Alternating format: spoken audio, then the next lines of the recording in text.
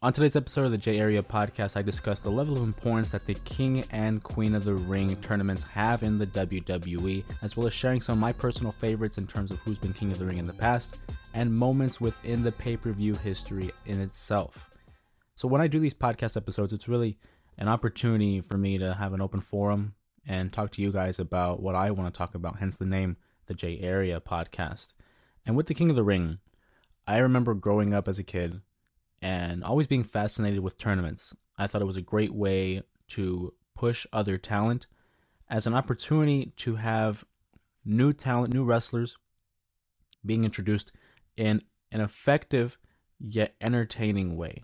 And that's why I think the King of the Ring tournament has become such a staple of WWE history, why a lot of fans resonate with the tournament itself because of its importance. The reason why I consider it so important is because of how it can be used to, as I mentioned, push younger talent, as well as kind of connect different storylines within each other. The King of the Ring tournament typically, in history has had like 16 participants. In recent years, it's decreased. But when you're able to incorporate different storylines, interwoven characteristics of each individual wrestler, and you're able to tell this story.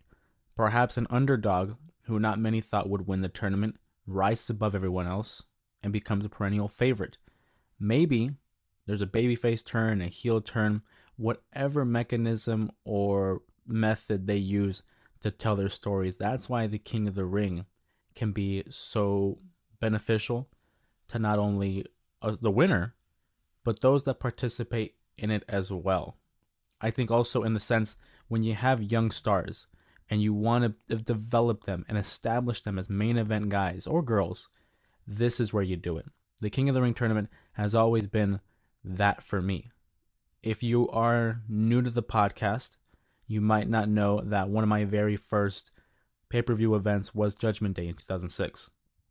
In 2006, this is when they brought back the King of the Ring tournament just for a SmackDown exclusive pay-per-view, just a SmackDown exclusive event. And in that tournament, you had guys like a Matt Hardy, Randy Orton, Kurt Angle, Mark Henry, Fit Finlay, Bobby Lashley, Booker T, Chris Benoit. I might have just named everyone off the top of my head.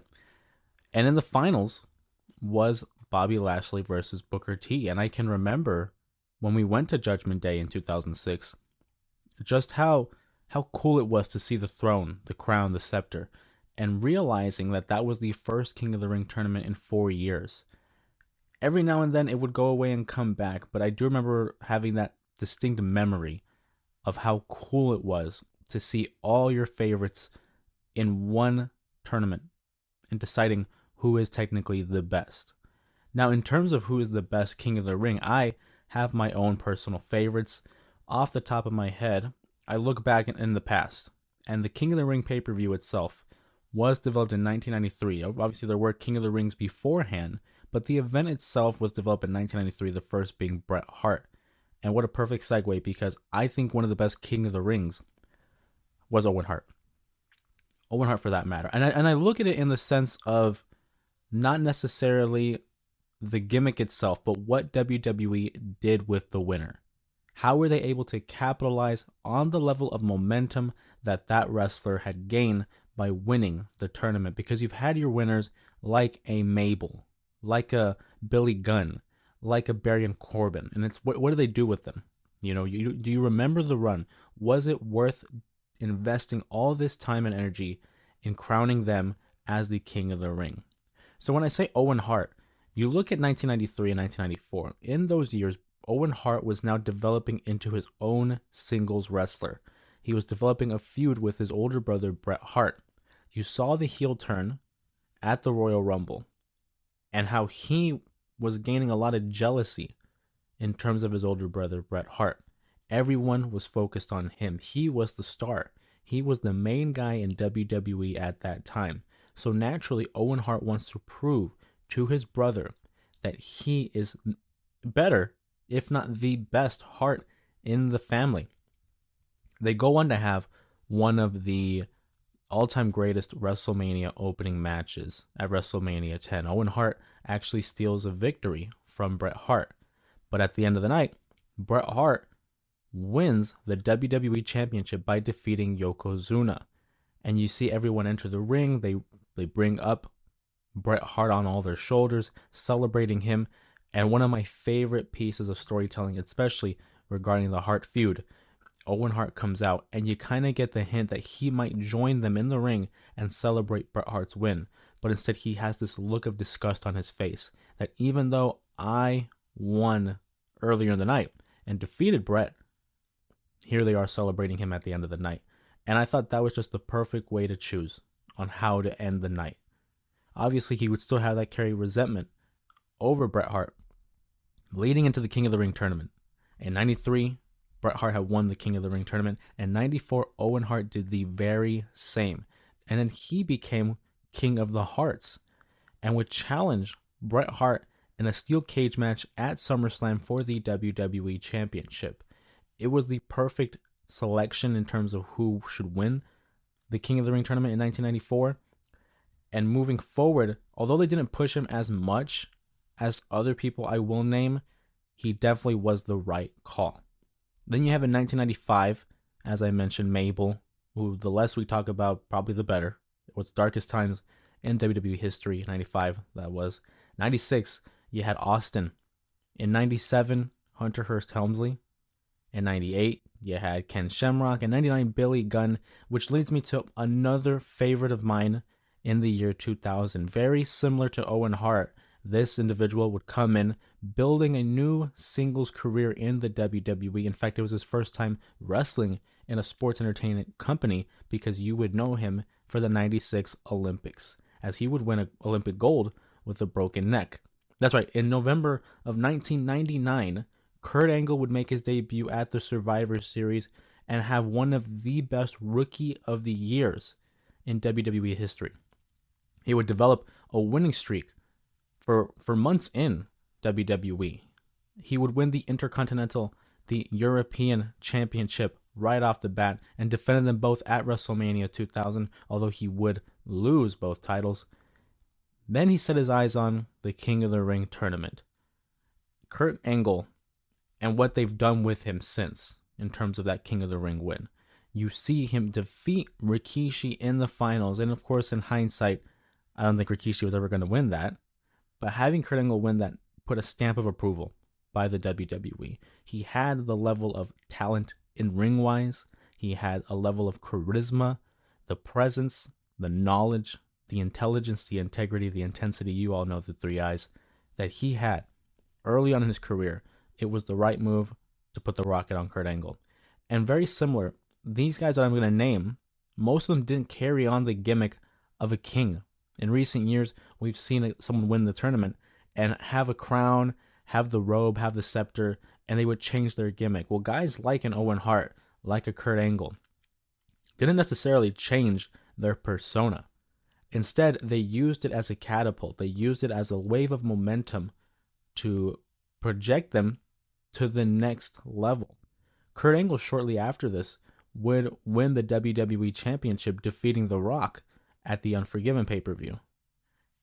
And I just look at it, and that's what the King of the Ring should be. That's what it should be used for, is pushing young talent, new talent, and maybe not necessarily new talent, but also placing a fresh coat of paint on someone that's kind of been riding in limbo, right? That's why in 2001, you had Edge win. He was a single star, broke away from Christian, or at least he was going to in that moment.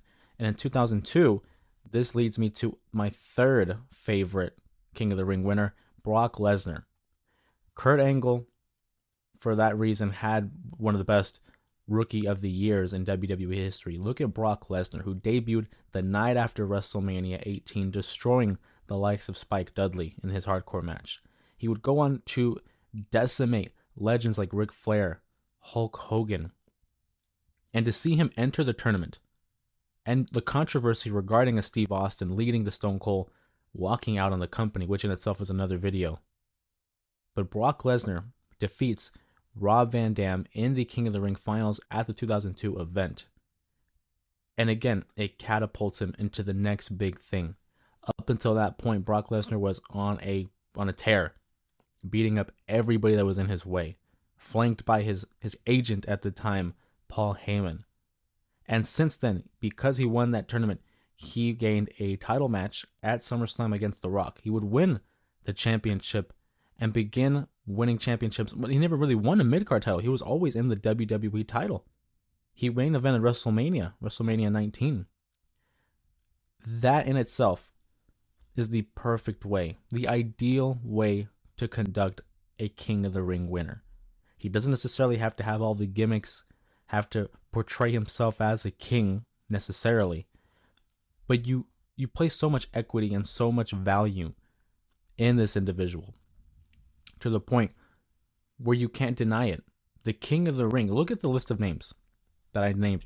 Hall of Famers: Bret Hart, Austin. You had guys like Triple H, Kurt Angle, Brock Lesnar, Edge, all Hall of Fame level talent. And then you talk about my last favorite King of the Ring winner. This is a guy who went all in.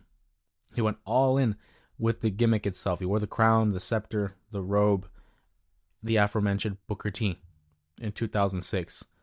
This was an opportunity, as I mentioned, to put on a fresh coat of paint. Booker T had been riding the mid-card for some years, but having him win that tournament gives him a little bit of a boost. So when he has this over-exaggerated accent, the mannerisms, the presentation, Queen Charmel, King Booker, and he even had his own King's Court with William Regal and Fit Finlay. And he wins the World Championship in like 2 months at the Great American Bash, defeating Rey Mysterio, of course, with the help of Chavo Guerrero. But when you do it in a way where it's efficient and it makes sense, the King of the Ring winner can become the next big star. Booker T, I think, in my opinion, is the best King of the Ring winner. I know I mentioned Owen Hart and Kurt Angle and Brock Lesnar, but Booker T, in terms of entertaining, in terms of memorability, and how you can, go back at a better time, nostalgia, if you will, I think he embodies what that King of the Ring winner should be. Of course, after that, you guys would have, William Regal in 2008, in 2010, Sheamus, in 2015, Wade Barrett, in 2019, Baron Corbin, and our most recent winner in 2021, Xavier Woods. I look at this year's potential winners for the King of the Ring, and we'll start with the women's. For Queen of the Ring, I'm down to three potential favorites. Obviously, we just finished up the Raw bracket. They're now entering the semifinals next week, and we haven't quite gone to SmackDown tonight. I look at the SmackDown side of the bracket, and I think a Tiffany Stratton certainly is one of the favorites. Jade Cargill, because I can liken Tiffany Stratton to Kurt Angle in the sense that it's her rookie year, and we want to push her. We want to give her an opportunity to develop. I look at Jade Cargill as like the Brock Lesnar, who's the next big thing. Have her just plow through everybody, give her that title of Queen of the Ring. And then I look at an Io Sky, who's my favorite from the Raw bracket. Of those three, I think in this moment, I think they'll give it to Jade Cargill. I just think that's the way they're going to go. Will they? I don't know. But that's what my gut is telling me, and I'll tell you why. Jade Cargill is currently presented as a baby face. I highly doubt that the WWE is going to be doing two heels or two babyface winners for the tournament. They typically like to do one or the other to kind of maintain balance. So I'm going to go ahead and pick Jade Cargill as the winner for the Queen of the Ring. For the men's King of the Ring tournament, I think it's a foregone conclusion. I think it's Gunther. Gunther will win the tournament.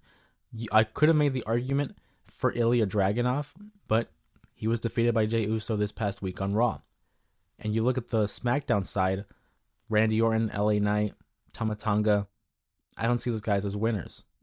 I mean, you can make an argument for LA Knight, but let's say LA Knight gets to the finals and he faces Gunther. I don't think he beats Gunther. I don't think they have Gunther lose. He just lost the Intercontinental Championship, which he'll be happy to remind you was a 666-day reign at WrestleMania. This is the perfect way to remedy that. He does not lose any steam. He does not hurt his own level of momentum. Instead, he wins the King of the Ring tournament and then catapults himself into the main event scene where he can challenge potentially someone like a Damian Priest, like a Drew McIntyre, or whoever the champion is at that point in time. It's Gunther's time. He spent so much time revitalizing, resurrecting that Intercontinental Championship for the better part of 2 years. I think it's now time where he just stays at the top. He stays at the main event status. Do we crown him as world champion? Not yet. I don't think yet. I think we still have a story to tell with players like a Damian Priest, Drew McIntyre, and CM Punk. You can even argue Seth Rollins. Not the time. Not the time yet. But it's coming.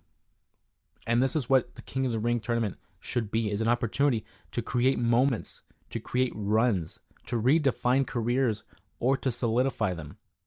The King of the Ring event, I think, was one of the more underrated events. At the time, it was one of the big 5 pay-per-views.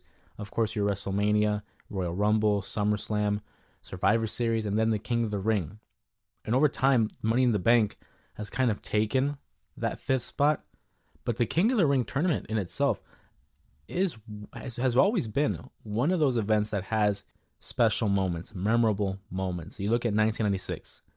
Stone Cold Steve Austin wins the tournament and has one of the greatest promos in pro wrestling history. It redefines the company. It ushers in a new era, the Attitude Era in the WWE, where he brings out the Austin 316 line. That in itself, that happened at the 1996 King of the Ring.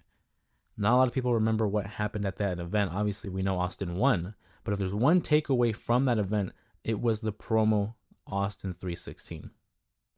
And since then, it's become probably the most profitable, the most popular, and the most iconic t-shirt in pro wrestling history. And then you fast forward a couple years after that, in 1998, Hell in a Cell, Mankind versus The Undertaker. I've always said this. That match, The Undertaker versus Mankind at King of the Ring 98, if I were to have any one of my friends or family develop some form of interest in pro wrestling, and I needed to show them a match, that would be the match. Because just of the level of realism, obviously we know that pro wrestling is a predetermined sport. It's a form of entertainment. A lot of the stuff is scripted. But the level of damage and harm that a Mick Foley put himself through that night, solely to entertain the fans, cannot go unnoticed. It begins with Mankind scaling up to the top of the Hell in a Cell with a steel chair in hand. The Undertaker then follows him to the top and throws him off the structure into the announce table. Jerry Lawler and Jim Ross, the way those commentators called the moment will forever be etched in my memory. I know in a lot of pro wrestling fans, it's an iconic line that Jim Ross has. But you look at the severity of that event, of that incident, and you put it in terms of today's climate, that would never pass. That would never be allowed. Because then they pull out a stretcher and they plan on bringing Mick Foley to the back. And initially, he's on his way, but then he gets back up, climbs again the Hell in a Cell structure, only to have The Undertaker chokeslam him through the roof. It caves in, and he falls all the way down to the ring, having a steel chair follow him down to the ring and basically hit him in the face. And you see that iconic spot where he's bleeding from his mouth and he's smiling as you see a tooth lying in his nose. And I love that story of Mick Foley where he says he wasn't trying to smile after that bump. What it was is he felt some kind of hole, a cut in his lip, and he was trying to put his tongue through said hole in order to demonstrate what just happened, but it comes off as a smile on camera. Mick Foley would then lose his memory, he wouldn't remember the rest of the match. He didn't remember bringing out the thumbtacks. And a little known fact about that match, The Undertaker had a fractured foot. That whole match was all over the place. It really had no business occurring, really. But it's become one of the more infamous matches in not only WWE history, but in pro wrestling history. And I don't condone a lot of the violence or the self-inflicted pain that was caused in that matchup, but I think it's a very important landmark event in pro wrestling history that needs to be shared with everybody, not just pro wrestling fans, but new fans trying to get into the sport, into the entertainment. That's why I would show people, because those two, you can't tell the story of wrestling without those two. And I look at it in the sense of like a Rich Eisen, who he likes to determine who will go in the Hall of Fame, the NFL Hall of Fame, by saying, can you tell the story of the NFL with or without this player? And I look at it in that sense with the WWE. If I can't tell the history of the WWE or pro wrestling without mentioning these guys' names, then you know they're an all-time great. And speaking of self-inflicted wounds, I look at a guy like Shane McMahon in 2001 who had earned the respect of everyone, all his peers. He was in a street fight against Kurt Angle. And there's one spot, obviously if you've seen the match, you know exactly what I'm talking about. For those who aren't too familiar with the King of the Ring 2001 Streets fight, they have this structure where it's like a glass window pane. And Kurt Angle is supposed to suplex, throw Shane McMahon through the glass. But it takes him 3 times. The first 2 he doesn't go through, and he falls on his head for those 2 times. On the 3rd time, he finally just said, screw it, we're just going to throw him. So he busts through the glass. Now they're on the other side of the structure, and they're trying to get back to the original side. So again, they try suplexing him. Doesn't go through.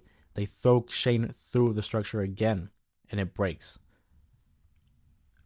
I've seen reports, and obviously you could take it with a grain of salt. What I talk about on this podcast, what I talk about on this channel, may not necessarily be based in fact. A lot of it is due to stories that is told from the perspective of the wrestlers. I just talk about what's public knowledge. And what public knowledge might not be all fact. But they say that initially what was supposed to be ordered from the window pane was sugar glass. Something that's more breakable, right? Not as strong, but still carries that structure of what regular glass would be. And on that day, they didn't. They forgot to. Which is why it was a struggle to get Shane McMahon through the structure. That in itself, as I mentioned, earned a lot of people's respect. There's been stories told from Bruce Pritchard, who's one of the executives behind the scenes of WWE, who was getting yelled at by Vince McMahon to call off the match because of the danger, because of the injuries that Shane had sustained during this fight. But they wouldn't call it off. And again, as I mentioned, Shane earned a lot of people's respect in that matchup. That's why it's not necessarily just the King of the Ring tournament, but just the event surrounding it has been historically an opportunity to build up new stars. And that's what I'm hoping we do with this year's tournament. It's been great so far. You had matches like a Gunther versus Kofi Kingston, Ilya Dragunov and Jey Uso, Ilya Dragunov and Ricochet from the men's side. All great matchups. And now we look forward to Monday Night Raw with with Jey Uso taking on Gunther, as well as the remaining bracket from SmackDown, which we'll find out on SmackDown this week. I think there's a lot of potential that this can be one of the better King of the Ring tournaments in recent memory.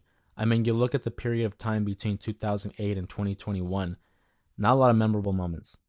Obviously, we can remember who won, but in terms of match quality, in terms of legacy-defining moments, not too many. Not too many. So I look forward to how they finish out this tournament and what they're able to do, not only with the winner, but perhaps the loser. Because you can still lose the tournament and look pretty darn good, I don't know. I think the King of the Ring tournament definitely needs to be celebrated more. I'm hoping if it doesn't become an annual event, which is fine, maybe a semi-annual, you know, have it every other year. And in essence, you're giving the winner an opportunity to stretch it out. I mean, or you could just go ahead and do it annually. They just have to stop doing the whole wearing the cape or robe, wearing the crown and the scepter. You would have to get rid of that and just have it as like a Royal Rumble winner. There's one every year. But I do think what they should implement or re-implement is like the rule in 2002 where if you win the tournament, you get a title shot. Because then you're really solidifying who are the top stars, who are the top potential stars in the company. But that's yet to be seen, obviously. I know on this channel we've been covering a lot of pro wrestling, and I can't thank you guys enough for the level of support. As I mentioned in previous videos, we've seen an increase in viewership and in subscribers, so keep doing what you're doing, keep spreading the word in order to grow the J area into a bigger area, where the goal is still to hit 1,000 subscribers by the end of the year, and you guys are doing great at that. So much appreciated, much love from me on that end. But if you guys enjoy the content that I produce, not only on the podcast, but on YouTube as well, please make sure to like, share, and subscribe for more pro wrestling content and to keep up to date with the now nearly daily content that I produce. With that being said, of course, my name is Jose Ramos Jr. I look forward to bringing you another episode of the J Area Podcast, as well as reviewing Friday Night SmackDown this upcoming weekend.